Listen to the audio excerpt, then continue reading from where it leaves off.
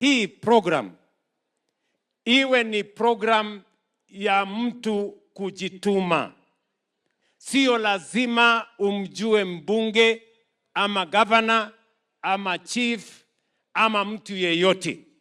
Hii program ikuwe transparent, hii program ikuwe accountable.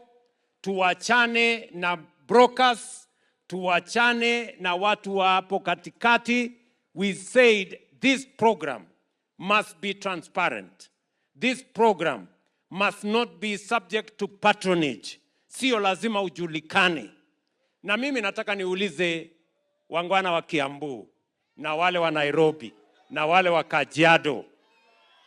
Mimi nataka niwaulize, wewe, kama kuna mtu hapa aliulizwa pesa ahongane ndio awe kwa hii program, tafadhali unijulishe, kwa sababu tulisema hatutaki ufisadi na hatutaki kujuana.